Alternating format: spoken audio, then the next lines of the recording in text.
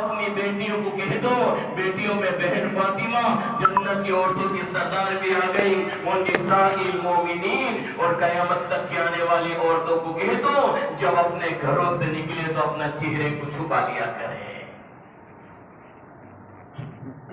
یہ تو فیشن کا دور ہے۔ آج کل تو برقعے بھی ایسے چلے ہیں کہ جسم پورا چھپ جائے، چہرہ پورا کھلا رکھنا چاہیے۔ یہ کوئی برقع ہے؟ یہ تو برقعے کی بھی توہین ہے۔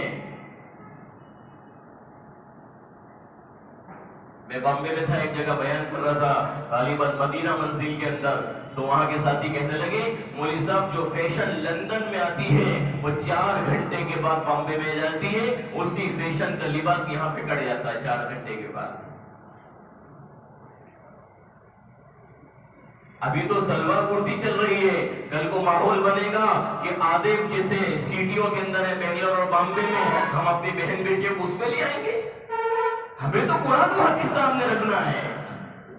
یہ تو ہر دن نہیں کہ غیر مہذب طریقے سے ایمان کے لٹیرے ایمان لوٹنے کی دکان کھول کے بیٹھے۔ اگر ہم فکر مند نہیں ہوئے تو نہ جانے ہمارے جوان بیٹے اور جوان بیٹیاں کہاں چلی جائے گی کوئی نہیں جانتا۔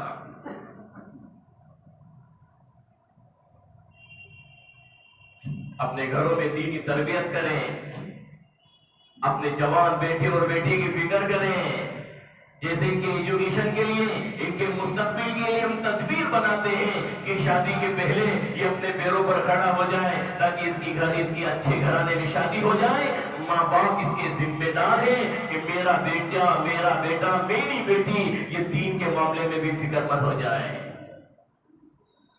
میرے نبی سے پوچھا گیا، اللہ کے حبیب صلی اللہ علیہ وسلم دنیا آخرت میں نجات کا ذریعہ کیا ہے؟ من نجات؟ آپ نے فرمایا فقال املک علیک لسانک۔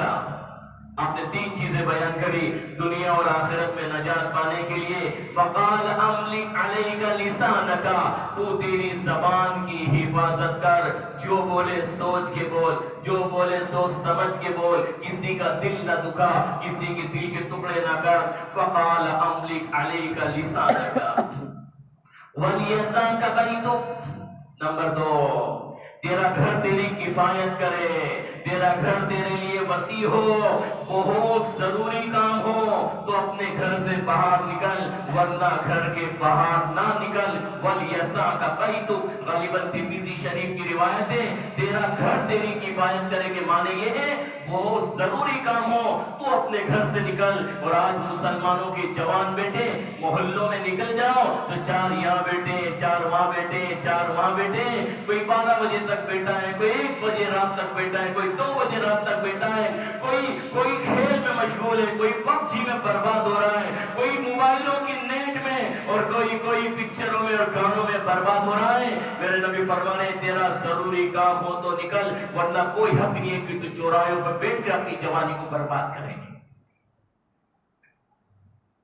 وَابْكِي عَلَىٰ خَطِيئَتِكَ، تیسری بات آپ نے فرمائی تجھ سے گناہ ہو جائے تو گناہوں پر روتا رہے۔ ہمارے لیے ضروری ہے ہم اپنے بچے اور بچیوں کی تربیت کا سوچیں۔ میرے دوستو، میرا بیٹا رات میں 12 بجے آ رہا ہے، مجھے کوئی فکر نہیں کہ کن کے ساتھ بیٹھ رہا ہے رات، اسے حق کیا ہے فضول بیٹھنے کا؟ میرے نبی کی حدیث کے لیے ضروری کام ہو تو نکل، ورنہ مت نکل اپنے گھر سے۔ کبھی ہم روئے ہو مصلی بچھا کے کہ اللہ میری اولاد کہاں جا رہی ہے؟ کبھی ہم روئے ہو اپنے جوان بیٹے اور بیٹی کے لیے یہ پڑھنے میں تو بہت ہوشیار ہے لیکن ایک ٹائم کی نماز بھی پڑھتا، اللہ اس کی آخرت کا کیا ہوگا؟ ماں باپ کا تقویٰ اللہ اولاد کی زندگی پر ڈالتا ہے۔ شیخ عبد القادر جیلانی رحمۃ اللہ علیہ اتنے بڑے آدمی آسمان سے بن کے اتر گئے، اتنی بڑی شخصیت یوں ہی پیدا ہو گئی دنیا میں، دریا کے کنارے بیٹھے ہیں۔ شیخ عبد القادر جیلانی رحمۃ اللہ علیہ کے والد صاحب غالباً دریائے فرات آیا ہے کتاب کے اندر، نام کافی وقت ہو گیا پڑھے کو، آپ دریا کے کنارے بیٹھے ہوئے ہیں اور شیخ عبد القادر جیلانی رحمۃ اللہ علیہ کے والد محترم کے سامنے شیخ ابو صالح ان کا نام تھا، شیخ عبد القادر جیلانی کے والد محترم کا، تو شیخ ابو صالح کے سامنے دریا میں بہتے بہتے ایک پھل آ گیا، ایک پھل آ گیا، بڑے بھوکے تھے آپ، اس پھل کو اٹھا کے آپ نے کھا لیا. جب کھایا تو اطمینان تو ہو گیا، لیکن اطمینان کے ساتھ میں دل میں ایک بات آئی کہ ابو صالح یہ پھل کوئی ایپل تو پانی میں تو اگا نہیں کرتا ہے، یہ تو ضرور کسی کے باغ کا پھل ہے، اور تو نے تو بغیر اجازت کے کھا لیا ہے. اس باغ کے مالک سے مل کر معافی مانگی جائے. ماں باپ کا تقوی اللہ اولاد پہ ڈالتا ہے. تو شیخ ابو صالح اسی دریا کے کنارے گھنٹوں ہفتوں چلتے رہے اور دیکھتے گئے یہ پھل کہاں کا ہے. پھر دیکھا کہ ایک باغ آیا ہے، وہ باغ کے بہت سارے پھل پانی کے اندر اس میں بھراؤ کی وجہ سے، وزن کی وجہ سے چھوٹتے ہیں، اور پانی کی موجیں اڑتی ہے، تھپیڑے مارتی ہے، وہ ٹوٹ کے نیچے گر رہے ہیں ایک دو، اور سمجھ گئے اسی باغ کا پھل ہے. اس باغ کے مالک کے پاس گئے کہ بھائی اس باغ کا مالک کون ہے؟ تو اس باغ کے مالی نے کہا اس باغ کا مالک سامنے ہے. ان کا نام کتابوں میں شیخ عبداللہ سوئی آیا ہے، جو شیخ عبد القادر جیلانی رحمۃ اللہ علیہ کے سسر صاحب تھے. تو یہ ان کے پاس گئے، وہ نماز پڑھ رہے تھے. نماز سے فارغ ہوئے، بھائی کیسے آنا ہوا؟ فرمایا حضرت مجھے کچھ معاف کروانا ہے. فرمایا کیا معاف کروانا ہے؟ فرمایا حضرت میں نے آپ کے باغ کا ایک پھل کھا لیا ہے، گھنٹوں سفر کر کے آپ کے پاس میں آیا ہوں، وہ پھل آپ میرے اوپر جو میں نے کھایا ہے بغیر اجازت کے، آپ مجھے معاف کر دیجئے. تو شیخ عبداللہ سنگی تو بڑے صاحب کشف آدمی تھے، انہوں نے فوراً پہچان لیا یہ لڑکا کوئی معمولی لڑکا نہیں ہے. انہوں نے کہا میں معاف تو کر دوں گا، لیکن ایک شرط ہے میری ایک بیٹی ہے جو آنکھ سے اندھی ہے، کانوں سے بیری ہے، زبان سے گونگی ہے، پیروں سے لنگڑی ہے. اگر تو میری 4 ایبوں والی بیٹی سے نکاح کر لے گا تو میں اپنا پھل تیرے اوپر معاف کر دوں گا. شیخ عبد القادر جیلانی رحمۃ اللہ علیہ کے والد محترم سائڈ میں ہوئے، تھوڑی دیر اپنی گردن جھکائی اور کہنے لگی کیا سوچتا ہے ابو صالح؟ اگر دنیا میں انہوں نے پھل معاف نہیں کیا تو زندگی گزار کے تو مر جائے گا، اور میدان محشر میں اگر اللہ نے سوال کر لیا پھل کا تو جواب کیا دے گا؟ اپنے دل پہ ہاتھ رکھ کے کہہ رہے ہیں ابو صالح اندھی بھی چلے گی، لنگڑی بھی چلے گی، گونگی بھی چلے گی، بیری بھی چلے گی، لیکن میدان محشر میں تو اللہ کے عذاب سے بچ جائے گا. فرمایا حضرت میں شادی کے لیے تیار ہوں، اندھی بھی چلے گی، لنگڑی بھی چلے گی، گونگی بھی چلے گی، بیری بھی چلے گی، لیکن آپ یہ کہو میں نے جو پھل کھا لیا ہے آپ کی اجازت کے بغیر آپ معاف کر دو. فرمایا معاف کر دیا. نکاح ہوا. نکاح کے بعد اسی باغ میں آپ کو ایک کمرہ دے دیا. جب عشاء کی نماز کے بعد شیخ عبد القادر جیلانی رحمۃ اللہ علیہ کے والد صاحب کمرے میں گئے تو بڑی خوبصورت لڑکی سامنے کھڑی ہے. یہ ایک دم گھبرا گئے، میں کوئی دوسرے کمرے میں تو نہیں آ گیا، اور شرم کے مارے کوئی کپڑا پڑا تھا اسی کو اٹھایا اور مصلی بھی جا کے فوراً ڈر کے مارے اللہ کے مجھ سے گناہ نہ ہو جاوے، آنکھ سے غلط نہ دیکھ لوں، فوراً نماز کی نیت باندھ لی. جب شیخ عبد القادر جیلانی رحمۃ اللہ علیہ کی ہونے والی والدہ نے دیکھا کہ میرے خاوند نے تو نماز کی نیت باندھ لی ہے، انہوں نے بھی اپنا مصلی نکالا اور نماز کی نیت باندھ لی. یہ شادی کی پہلی رات ہے شیخ عبد القادر جیلانی کے ماں باپ کی. ہمارے جوان کہاں جا رہے ہیں آج؟ کن پکچروں کو دیکھ کر برباد ہو رہا ہے انسان کو احساس ہے. رتلام کی ایک بچی کے بارے میں مجھے اندور کی ایک بچی کے بارے میں رتلام والا یہ کہہ رہا ہے مولوی صاحب میری چچا زاد بہن ہے، اس کا آدمی اسے ناپاک پکچریں دکھا کے کہتا ہے جیسا یہ کرتے ایسا تو بھی کر، اور پھر یہ امید کرتے ہیں کہ ہمارے گھروں میں شیخ عبد القادر جیلانی جیسی اولاد پیدا ہو جائے، قطب الدین بختیار کاکی جیسی اولاد پیدا ہو جائے. ارے جن میاں بی بی کی نماز کے لانے عشاء اور فجر کی اور امید کرتے ہیں کہ ہمارے گھروں میں نیک اولاد ہو. یہ شیخ عبد القادر جیلانی کے ماں باپ ہے. ماں ادھر بیٹھ کے رو رہی ہے مصلی پہ اور باپ ادھر بیٹھ کے رو رہا ہے مصلی پر. صبح ہوئی اور صبح جب فجر کی نماز کے لیے نکل گئے فوراً باہر تو اپنے بڑوں کے پاس گئے اور کہنے لگے ابا جی رات میں بڑا غضب ہو گیا. فرمایا کیا ہوا؟ ایک پرائی عورت پر نظر پڑ گئی. شیخ عبداللہ سومی رحمت اللہ علیہ نے فرمایا گھبرا مت بیٹا، تیری کوئی پرائی عورت پہ نظر نہیں پڑی ہے، وہ تو تیری اپنی بیوی ہے. فرمایا حضرت آپ نے تو یہ کہا تھا آنکھ سے اندھی ہے، زبان سے گونگی ہے، کانوں سے بیری ہے اور پیروں سے لنگڑی ہے. فرمایا ہاں ہاں میرے بیٹے، جب سے میری بیٹی نے ہوش سنبھالا ہے کبھی ایک لمحے کے لیے جس چیز کو اللہ اور اس کے رسول نے دیکھنے سے منع کرا اس چیز کی طرف آنکھ اٹھا کے نہیں دیکھا. ہماری بیٹی کہے ابا چھوٹی ٹی وی میں مزہ نہیں آتا ہے، ابا گھر نیا مکان بنا ہے 20 لاکھ کا، اب تو بڑی ٹی وی چاہیے. ہم اپنی اولاد کی فرمائش پہ گھر میں ٹی وی لا کے لگائے.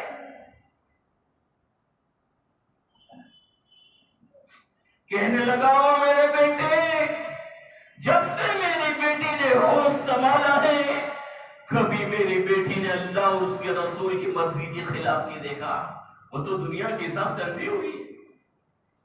فرمایا میں نے یہ کہا کہ وہ کان سے میری ہے، جب سے میری بیٹی نے اپنے اللہ اور اس کے رسول کو پہچانا ان کانوں میں کبھی اللہ کی نافرمانی کے بول اس نے اپنے کانوں پہ نہیں جانے دی.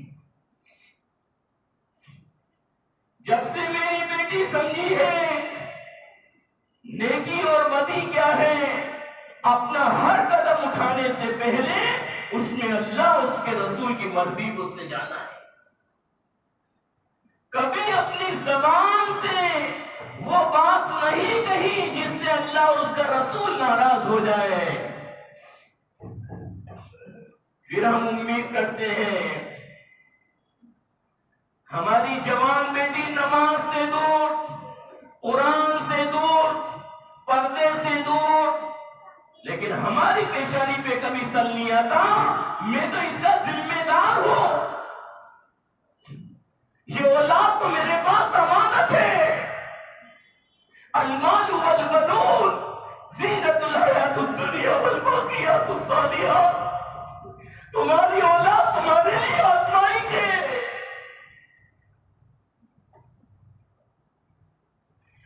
کہیں پہ اللہ مال کے بارے میں کہہ رہا ہے یہ مال تمہارا آزمائش ہے.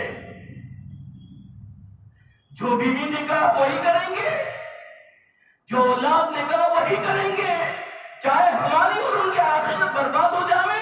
یہ کوئی عقل مندی کی بات ہے؟ ہم اپنی اولاد کے ذمہ دار ہیں. ہم ایجوکیشن کا منع نہیں کرتے، پڑھائیں، لیکن اس پڑھائی کے ساتھ ان کی زندگی میں دین کیا ہے. اگر یہی اولاد دیندار بنے گی تو آنے والے گھر کو شادی کے بعد دیندار بنائے گی. اور یہی اولاد اگر یہ عہدے پہ چلے جائے اور ایجوکیشن لے لے اور دنیا کی تعلیم لے لے اور اعلیٰ معیار پر بیٹھ جاوے لیکن ان بچیوں کی زندگی میں دین نہیں ہے، اللہ کی قسم ہے اس گھرانے کو برباد کر کے رکھے گی. میں قرآن کی روشنی میں بات کہتا ہوں آپ کو. صالح علیہ السلام کی قوم نے یہ کہا، ابھی موقع نہیں اس آیت کی تشریح کا یا تفسیر کا، ہم ایمان لے آئیں گے تم اس اٹھنی سے اس پہاڑ سے اٹھنی کو نکال دو. صالح علیہ السلام نے دعا کری، اس پہاڑ سے اٹھنی نکلی، اٹھنی کے ساتھ بچہ بھی دیا. اللہ نے گاون دی اٹھنی. اللہ نے حکم دیا ایک دن تم پانی پیو گے قوم اور ایک دن ہماری اٹھنی پانی پیے گی. کسی آدمی کی پوری قوم کے اندر سے ہمت نہیں تھی اس اٹھنی کو مار دے، اٹھنی کو مار دے. اسی قوم کے اندر 2 عورتیں تھیں، پوری قوم پریشان تھی. اٹھنی آنے کے بعد پوری قوم سکھ میں نہیں تھی کیونکہ انہوں نے وعدہ کیا تھا ایمان لے آئیں گے. پہلی بات وہ ایمان نہیں لائے، اس کے بعد مار بھی نہیں سکتے تھے. اللہ نے ان کی نظروں کے سامنے پہاڑ میں سے اٹھنی نکالی. اس قوم میں 2 عورتیں تھیں. ایک کا نام کتابوں میں آیا ہے صادقہ بن انیسہ. اس کی 3 بیٹیاں تھیں. اس نے کہا، اس نے قدر نامی شخص کو تیار کیا کہ تم اٹھنی کو مارو، جس بیٹی سے شادی کرنا ہے تم کر لینا. انیسہ، دوسری عورت تھی صادقہ بنت لہیہ، اس نے مصطح بنت مہرج کو تیار کیا مرد کو، کہ مسلمان مرد مومن مرد کی بیوہ عورت تھی، کہا تم اٹھنی کو مار دو، میں تم سے نکاح پڑھا لوں گی۔ کتابوں میں ہے کہ پوری قوم کھا رہی تھی، پی رہی تھی، جی رہی تھی، لیکن جیسے اونٹنی کو مارا اللہ نے پوری قوم کو تباہ و برباد کر دیا۔ کبھی کبھی گھر میں رہنے والی بہن بیٹیاں اگر ان کی زندگی میں دین نہیں ہے تو یہ گھر کو برباد کرنے کا ذریعہ بنے گی، اور کبھی کبھی تو پوری قوم کو برباد کرنے کا ذریعہ بنے گی۔ یہاں قوم کو برباد کیا۔ ادھر اٹھا کے دیکھو، موسیٰ علیہ السلام کو اللہ نے فتح دی، فرعون کو غرق کیا اور ملک قابو میں آیا۔ اللہ نے حکم دیا بنی اسرائیل کو رو، بنی اسرائیل کو لے کر اے موسیٰ، قوم جبارین ایک قوم گزری ہے جس کا ذکر اللہ نے قرآن میں کیا ہے، اے موسیٰ بنی اسرائیل کو لے کے قوم جبارین کا مقابلہ کرو۔ قوم جبارین کو یہ جب بات معلوم پڑی کہ موسیٰ علیہ السلام ہمارے مقابلے کے لیے آ رہے ہیں، تو اس قوم کے اندر، اس کا قرآن میں ذکر نہیں ہے، لیکن قرآن میں نام کا ذکر نہیں ہے، یہ پورا واقعہ موجود ہے، لیکن علماء نے اپنی کتابوں میں تفسیر میں اس شخص کا نام لکھا ہے جس کا نام بلعم بن باعور آیا ہے کتاب کے اندر۔ وہ قوم جبارین اس مستجب الدعوات جو اس قوم کے اندر ہاتھ اٹھا لیتا تھا، اللہ اس کی دعائیں قبول کر لیتا تھا۔ قوم جبارین بلعم بن باعور کے پاس آئی اور کہا، اے اللہ والے، موسیٰ علیہ السلام اور بنی اسرائیل ہمارے اوپر آ رہے ہیں، ہمارے نام و نشان مٹ جائے گا، تم اللہ سے دعا کرو وہ وہیں سے پلٹ جائے۔ تو بلعم بن باعور نے بات کہی کہ میں ہاتھ نہیں اٹھا سکتا، وہ تو اللہ کے نبی ہے، میں ان کے بارے میں کیسے ہاتھ اٹھا سکتا ہوں؟ بہت ضد کری، انہوں نے، اس نے یہ کہا میں استخارہ کرتا ہوں۔ اس وقت میں جو بھی تدبیر ہو استخارے کی، اس نے وہ استخارہ کیا، پھر قوم کو بلایا، قوم جبارین کو اس نے صاف کہا کہ بھئی میں موسیٰ علیہ السلام کے حق میں ہاتھ نہیں اٹھا سکتا۔ قوم جبارین پوری اس کی بیوی کے پاس گئی، اس کی بیوی اور ان کو ہدیہ دیا، بڑی مال کی رقم رشوت میں دی، اور پھر بیوی نے اپنے خاوند کو کہا کہ ایک مرتبہ ہاتھ اٹھا دو کہ موسیٰ ادھر ہی رک جاوے۔ یہ بیوی تھی جس کی رضا جوئی کے لیے، محبت کے لیے، وہ افراد جو مستجب الدعوات تھا، جس کی دعائیں اللہ کے عرش کو ہلا دیا کرتی تھی، اس نے ہاتھ اٹھا لیا بیوی کے کہنے پر۔ اللہ کی قدرت کے نظام یہ ہے، ہاتھ اٹھائے تھے موسیٰ علیہ السلام کے حق میں بددعا کے، اللہ نے زبان کو حکم دیا کہ بلعم بن باعور کی زبان گھما دی جائے، جو بات یہ موسیٰ علیہ السلام کے حق میں کہے وہی بات قوم جبارین کے حق میں نکلنے لگی۔ قوم کہنے لگی تیرا ستیہ ناس ہو، تو ہم کو بددعا دیتا ہے۔ وہ کہنے لگا نہیں، میں تو موسیٰ کو دے رہا ہوں، لیکن میری زبان سے تمہارے حق میں وہ لفظ نکل رہے ہیں۔ اس کے بعد یہ نہیں ہوا، وہ انسان جو مستجب الدعوات تھا، جس کی دعائیں اللہ کے عرش کو ہلا دیا کرتی تھی، بات یہاں ختم نہیں ہوئی۔ اس کی بیوی کی بات ماننے پر اس نے ہاتھ اٹھائے، اس کی سزا یہ ملی کہ اس کی زبان کو اللہ نے کتے کی جیسے، اور کتے کی اپنی زبان نکالتے ہیں، اللہ نے اس کے پیٹ تک لٹکا دی، اور کتے کی طرح اپنی زبان کو نکالتے نکالتے مردود ہو کے مر گیا۔ تبھی تو گھر میں رہنے والی عورت قوم کی ہلاکت کا ذریعہ بنتی ہے میرے دوستوں، اور کبھی کبھی ہمارے گھر کا بلعم بن باعور کو برباد کرنے کا ذریعہ اس کی عورت بنتی ہے۔ آپ کو مزید تفسیر دیکھنا ہے تو قرآن کو آپ پڑھو میرے دوستوں، کم سے کم سال میں ایک دفعہ، اللہ اس کے رسول کا واسطہ دے کے کہتا ہوں، اتنی بھی غفلت والی زندگی مت گزارو کہ نہ شریعت معلوم، نہ قرآن معلوم، کہاں جا رہا ہمارا جوان، کہاں جا رہا۔ ایک مرتبہ قرآن ترجمے سے نہیں پڑھ سکتے ہم پورے سال میں، تھوڑا آدھا گھنٹہ دے دے اپنے یہ اللہ۔ ایک نوجوان کہنے لگا مجھے، بی ایس سی فائنل ہے، کہ مولوی صاحب ابھی 3 دن پہلے، مولوی صاحب جس دن میں اللہ کے قرآن کو یہ حدیث کو نہیں پڑھتا ہوں، میرے اندر سے ایمان کی کمزوری لگتی ہے مجھے۔ ہم ذمہ دار ہے اپنی اولاد کے، ہم ذمہ دار ہے میرے دوستوں۔ جیسے سردی کے ایام میں بھیڑ کا بچہ کانپتا ہے، یہ گھر کی ماں اور گھر کا باپ بہت ذمہ دار بنتے نا ہم. میری اولاد کی زندگی اچھی بنے، اس کے ایجوکیشن اچھا ہو، اس کی نوکری اچھی لگے، اس کی بیوی خوبصورت ملے. کبھی ہم نے اپنے بیٹے اور بیٹی کی نماز کے بارے میں سوچا؟ کبھی یہ سوچا کہ میری جوان بیٹی قرآن کتنا پڑھتی ہے؟ جیسے سردی کے ایام میں بھیڑ کا بچہ کانپتا ہے، ایسے میدان محشر میں اور آپ اپنے ماتحتوں کے بارے میں اللہ کے سامنے لائے جائیں گے. میرے بھی دونوں ہاتھ اپنی پیٹھ کے پیچھے بندھے ہوئے ہوں گے اور تمہارے بھی اپنے دونوں ہاتھ اپنی پیٹھ کے بندھے ہوئے ہوں گے. اللہ کے سامنے روتے ہوئے، کانپتے ہوئے، تھراتے ہوئے میدان محشر میں مجھ سے اور آپ سے اپنی فیملی کے بارے میں سوال ہوگا. ہم غفلت کیوں کر رہے ہیں؟ اتنا بڑا مجمع جمعے میں آتا ہے، پھر ہماری مسجدیں خالی ہو جاتی ہے. جمعے میں آتا ہے وہ بھی ایک ٹائم پر آتا ہے. ایک حدیث سنا کے بعد پوری کر دوں. کل رات میں نے اسے پڑھا اور ڈالا بھی آگے. میرے نبی نے فرمایا جو جمعہ کے دن 6 کام کر لے اس کے ہر قدم کے بدلے 1 سال کے روزہ، ایک قدم پر 6 کام کرنے والے کے لیے 1 سال کے روزے اور رات بھر نماز پڑھنے کا ثواب ملے. ہم نے گجرات میں دیکھا جب بھی بیان کے لیے بیٹھے پوری مسجد بھری ہوئی ہوتی ہے، لیکن ہمارے یہاں کا معاشرہ یہ ہو گیا پورے علاقے کا، ہمارا یہ ہو یا پورا ضلع ہو کوئی سا بھی، شروع میں 2 ہوتی ہے، پھر جب بیان ختم ہوتا ہے پھر آخری سر میں مجمع آتا ہے. یہ غفلت یاد رکھنا. حدیثوں کی فضیلت ہم نے چھوڑ دی لینا. 6 کام کیا ہے؟ سب سے پہلا کام من غسل یوم الجمعۃ واغتسل، بیوی کو غسل کرائے. وظیفے زوجیت صاف لفظوں میں کہتا ہوں، آپ تمام مرد ہیں اس لیے بیوی سے صحبت کرے، خود غسل کرے، بیوی غسل کرے. نمبر 1 وَبَكَّرَ جلدی مسجد میں جانے کی فکر کرے، جتنا جلدی ہو سکے.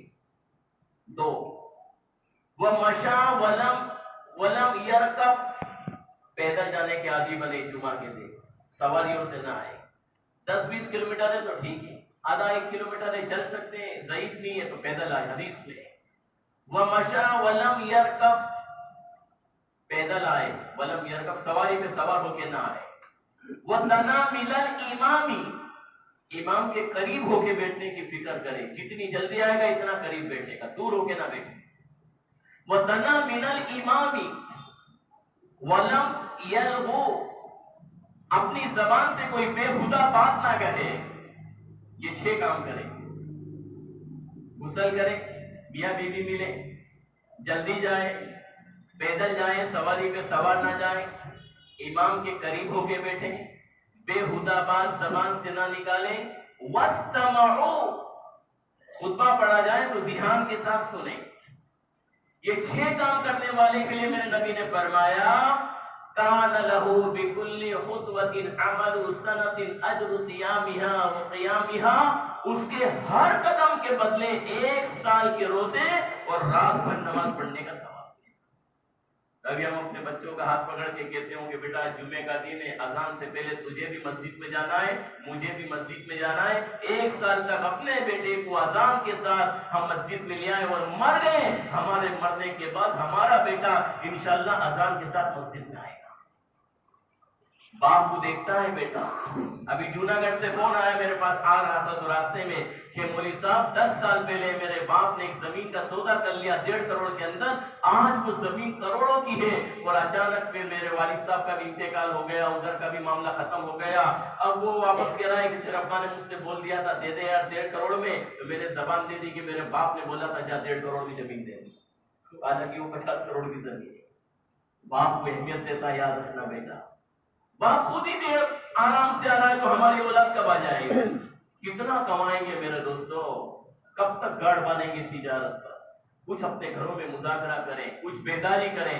وقت بھی زائد ہو رہا ہے میرے دوستوں، باتیں تو بے شمار ہے، میری تو اتنی گزارش ہے، یہ اولاد، یہ مال، یہ صلاحیت، یہ ہمارے پاس امانت ہے، اس امانت کا صحیح نصاب بنائے تاکہ ہماری حیاتی میں ہماری اولاد دیندار بن جائے۔ وہ باپ کامیاب نہیں ہے جو بڑوانی کے اندر 50 کروڑ کی بلڈنگ بنا کے اپنی اولاد کے لیے مر گیا، 10 کروڑ بینک میں، وہ باپ کامیاب نہیں ہے اگر اس کی اولاد مسجد اور قرآن سے دور ہے۔ ہماری حیاتی میں ہمارا بیٹا تہجد کا اہتمام کر رہا ہے، نماز کا اہتمام کر رہا ہے، قرآن کی تلاوت کا اہتمام کر رہا ہے، اللہ کے سامنے رونے والا ہے، اللہ کی قسم یہ مر بھی گیا تو یہ کامیاب ہے۔ اس لیے ہمیں فکر ہونا چاہیے کہ ہماری حیاتی میں ہمارا بیٹا دیندار ہو، ہماری بیٹی چاہے کالج میں ہو، کہیں بھی ہو، نماز کی پابند ہو، قرآن کی پابند ہو، اللہ ہمیں عمل کرنے کی توفیق عطا فرمائے۔